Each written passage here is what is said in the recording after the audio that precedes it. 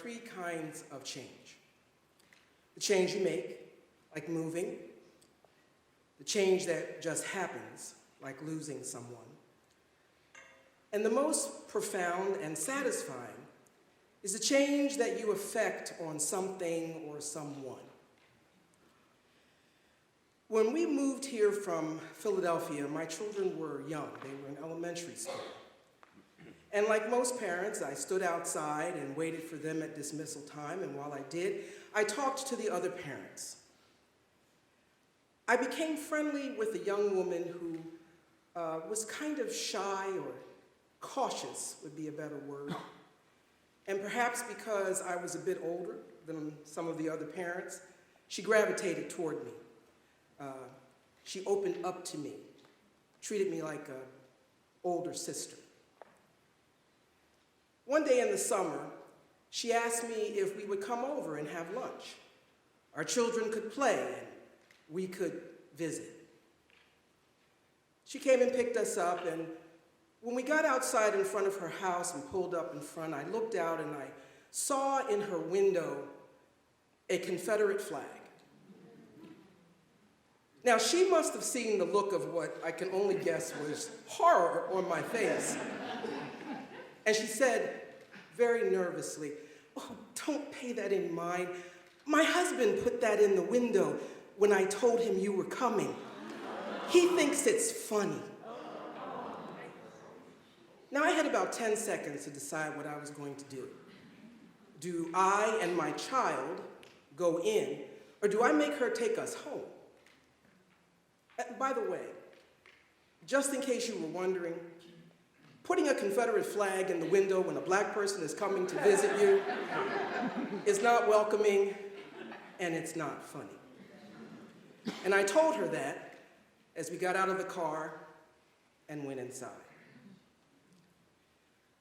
Now, we had been in there for about 2 hours, and she seemed genuinely relieved that I had stayed. And when it came close to time for her to take us back home, her husband came home.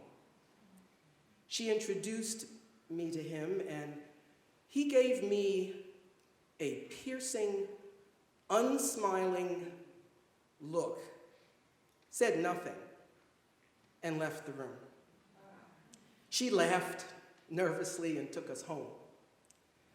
Now, although I did not go back into that house since the flag remained in the window, I did spend time, her and I and our children, throughout the rest of the summer and into the fall.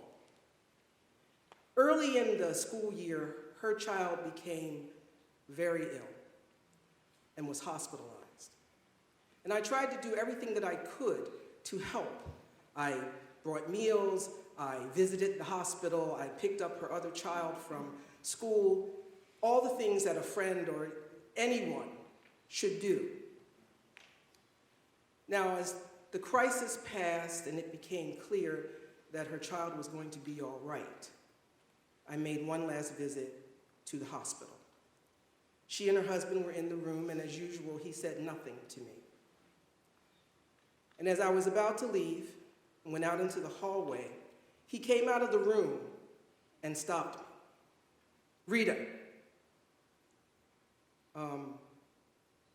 I just want to say that you were the only one of my wife's friends who treated us good through this mess.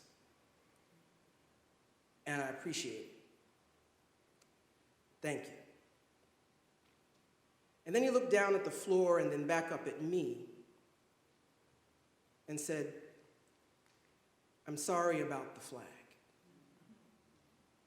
And he turned around and went back into the room.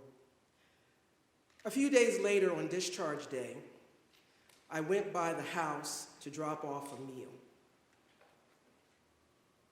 The flag was no longer in the window. A profound and satisfying change.